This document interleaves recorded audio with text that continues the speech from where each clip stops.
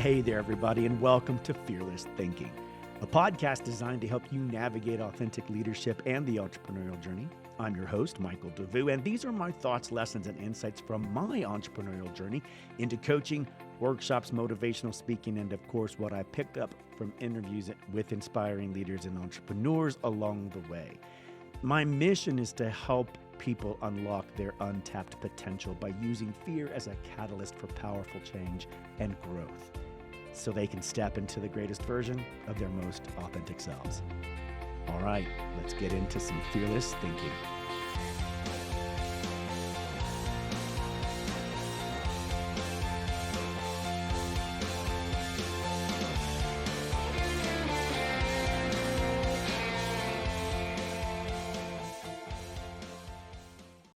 Welcome back to Fearless Thinking. I'm your host, Michael DeVue. This week, we're tackling the impact of vision, the 20 tenets of impactful entrepreneurship and your journey. Yesterday, we tackled vision and passion. And today, in episode 2, week 2 of Fearless Thinking, we are going to tackle tenet number 2, problem solving. Now, every successful entrepreneur is a master problem solver. If we weren't, we wouldn't actually do these things. We wouldn't jump onto these roads. We wouldn't tackle these things. We wouldn't have this. It's different when you have this spark, this idea in your head that you want to turn into a business model. A real entrepreneur, I don't want to say real because I don't want to disparage anybody who's attempting. This is part of why I wanted to try to redefine entrepreneurship, because anybody who takes this step, who takes this risk on this road, when they put their ideas and their thoughts and their passions and their dreams out there and they want to make them a reality, it doesn't mean you're not a entrepreneur if you haven't done, steps 4, 5, and 6, but you've only done 1, 2, and 3, or you're at 8, 9, and 10 and you've only completed through 6. Like, if you haven't made $1 million, you're not an entrepreneur. You only made $1. You haven't made any money yet, and you're still, by my definition, you're an entrepreneur, because you put yourself out there to build the dream. You're putting together the team, you're putting together the resources, and you're actually taking actions. To make it happen, right? So anyway, you have to be a problem solver. And I think that's one of the things we just do naturally is we solve problems. First of all, the thing that we're bringing out into the world is hopefully going to solve problems for a lot of people, whether that's a service, a product, an idea, a training course, a coaching a platform, whatever it is, it's going to solve problems for other people, because if it weren't, you wouldn't be bringing it to the world, right? And we, as entrepreneurs, tend to identify unmet needs by developing innovative solutions that we hope will change the world. But then how do you train your brain to spot these opportunities and then come up with groundbreaking ideas around how to solve them? If that's what your goal is, if that's what your jam is, right? You love to problem solve for people. But you got to get your brain into the right frame of brain, in order to tackle these things. How do you identify those problems out there and then try to come up with solutions that solve those problems, right? So again, we'll do a little, perspective shift, because I love shifting our perspective. Getting outside, take that lid off our jar. Let's get outside our jar for half a second. Let's take a look from the outside in, and let's just see. Failing to identify actual problems, it's like hitting a dead end. You might be working hard. You might be doing everything you can, to do it, but you're getting nowhere, right? And good entrepreneurs, I would argue great entrepreneurs, actually see challenges as opportunities in disguise. In fact, I would say they don't even see them in disguise. I don't think they're in disguise.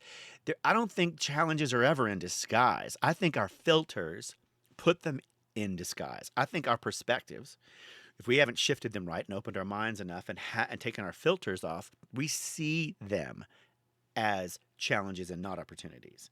So I think those opportunities are not in disguise as challenges. They're just opportunities.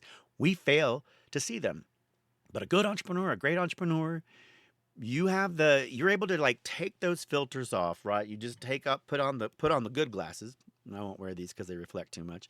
And you begin to see opportunities everywhere. You see opportunities where others might see challenges, because their filters and their perspectives are keeping them from seeing how you can solution something, right?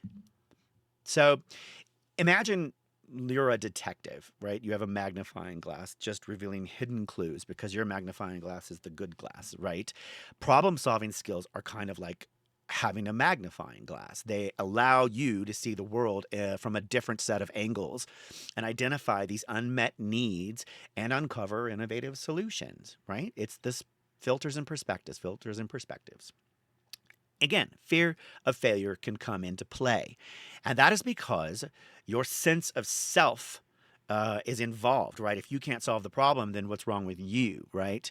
Your sense of someone else is going to solve it, that you think somebody else might have already found a solution or is already doing it. It can hold you back from actually embracing the problem solving process or the energy that you've tapped into, you know. But we're gonna reframe that fear because I love reframing it. Turn fear into your friend. Put them on your future proof committee. By reframing fear as an opportunity to think outside the box, hello, outside the jar, challenges your status quo, the status quo, right? Creating solutions and making a difference where there wasn't one before. So, here are some tips to turn fear into a friend and to become a better problem solver. One, develop curiosity. You know, they say curiosity killed the cat. I think it just made the cat smarter. I don't think you see that cat anymore. I think curiosity, he learned some things, you know. Cultivating a sense of curiosity and asking why about the world around you. If you're that kid, like, God, my God, I was one of those kids. Why? Why? Why? Why does that happen? Why does that do that? Why does it do that? Why do you say it's going to do it that way and not this way? I was always asking my parents, God, I wore them out asking them why. But it helps you identify inefficiencies and frustrations that can then be addressed. That's what I saw. I saw inefficiencies with their arguments. I saw inefficiencies with their explanations. It just wasn't efficient for me. And I kept asking why. And then empathy, number two. Empathy is key. Now this is a practice, right? It's not a it's not something like you just pick it up. You actually have to practice empathy and understand the challenges faced by your target audience. One of these areas, you know, that you can practice in are with if you understand and you have empathy with your friends and your family. If you can practice empathy with them, you can begin to practice it with your target audience, especially when we said in episode 1 of this week, which is identifying your vision. If you've defined it well, then you are able to define the problem you're solving for a specific target audience, and therefore you understand where they're coming from. And if you can understand where they're coming from, you can develop a better set of empathic skills around your target audience. What are their pain points? And what needs do they have that are not being met? Right? And third, embrace diverse perspectives. This is key. This is part of that perspectives and filters things I was talking about. If you want to see problems as opportunities, if you want to shift your mind, if you want to get into the practice of shifting your mindset, you need to start adopting new perspectives. You need to hear them. So you need to get out there reading different perspectives from different people, listening to them on podcasts and on shows, asking people their opinions and their insights and their perspectives when they experience something different than you do, rather than, you know, flipping it off or just, you know, dismissing it outright. Maybe you need to dig in a little bit and find out why they're experiencing something different than you, because if it affords you a new perspective, that's just one additional little filter, you know, like the ones you do when you go in to get your eye exam and they're like 1 or 2, 2 or 3, 3 or 5. Like, if you have those, you can get perfect vision. So seeking out these valuable and diverse perspectives, especially when you're brainstorming. I love brainstorming sessions.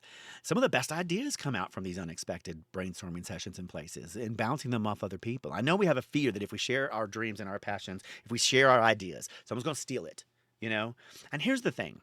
Um, if you don't share it, it won't happen. And if you do share it, how many of the people in your life have the energy, the passion, the vision, and what you have, that thing, that special sauce that makes you you? How many of them have that are going to take your idea and run with it? And by the way, if they do, they ain't your friend. They're not your friend. Sorry, that's ain't is not a word. And they're not your friend either. So like, if they're going to do that, you got the wrong people around you. And I think you need to sort of, you know, re-examine those people. If you don't feel comfortable sharing your dream and vision around, you know, with those people, I don't know. Maybe it's the wrong people. All right, and number 4, experiment and iterate. This is what's so wonderful about today and about our world now with computers and iteration. We're used to this iterative process, right? You have the opportunities now to try a lot of different things, to A/B test a lot of stuff. Don't be afraid to experiment with different solutions and learn from your failures. That's what I call. They're not even failures. I hate that word. I don't think that word works for this. Failures are when you, excuse me. Failures are when you stop. But if you've taken something that didn't work and you learned from it, and then you reapply, that's not failure. That's just something you learned. That's a lesson. That's another skill, another tool in your tool belt. That's not a failure. And we got to be very careful about using that word, especially around children. You know, children have the right to try. They have the most right to try, all of them. They have a right to try, and they have a right for it not to actually work out the way they expected. That's not failure. That's a piece of information they didn't have before about what they are or are not capable of doing. And now they know where their strengths and weaknesses are, and that can be powerful. So remember, the path to innovation is never linear. It's not a straight line. So experiment and iterate. Now, how problem-solving skills can actually benefit us entrepreneurs, aspiring entrepreneurs, and current entrepreneurs by identifying business ideas with strong problem-solving skills. You can identify gaps in the market and develop businesses that actually address these needs. And with the ability to develop innovative solutions, gives you the competitive edge that others don't have. Remember those friends we talked about, people that won't take a chance, won't try. It helps you stand outside of the crowd. In a crowded marketplace, it's stand out because of that. And another thing that there are benefits when you foster inclusive, diverse environments for your journey. I'm always trying to make sure we add a little bit of that spice, diversity spice. Why? Diversity has other perspectives. Always shares other perspectives. This is only going to help make you and everybody and the thing you're bringing to the world better. Right? If you value diverse solutions, if you value diverse perspectives, which is what I just talked about, and your experiences become more diverse, you now open doors to a wider range of innovative solutions. You also encourage everyone to identify and solve the problems together, creating a culture of innovation and empowering others, to contribute. You create that space. And that's where people thrive. That collaborative, beautiful, innovative space is where we all thrive, right? Entrepreneurship, it isn't all about solving problems, but by honing your problem-solving skills, you become an opportunity magnet, right? Capable of developing innovative solutions that improve the lives and create positive impact of the people around you. An opportunity magnet. I like that. I love that. An opportunity magnet. As we said before, there are no obstacles. There are opportunities. They're not problems. They're opportunities. And it's just the filter you're using. And if you increase your perspective and you get outside your jar, outside your particular box long enough, you might actually come up with that very solution that everyone needs. So, you know what? Thanks for joining us on another episode of Fearless Thinking this week, episode 2. Of looking at the 20 tenets of impactful entrepreneurial journeys. And remember, the greatest opportunities often lie within the toughest challenges and problems. If you keep leading from your heart and with your passion and your vision, and you keep learning and you keep training your brain to think very creatively to solve these problems, the world will be a different place and your experience will be a different place. It'll be a different experience. It'll be a better one. So, we'll be back next time. We're going to explore more of these tips on this particular journey with these tenets this week. I'm Michael DeVue. You're listening to Fearless Thinking. And until then, go out there. Identify a problem and solve it. Help somebody. And while you're doing it, think fearlessly. Bye.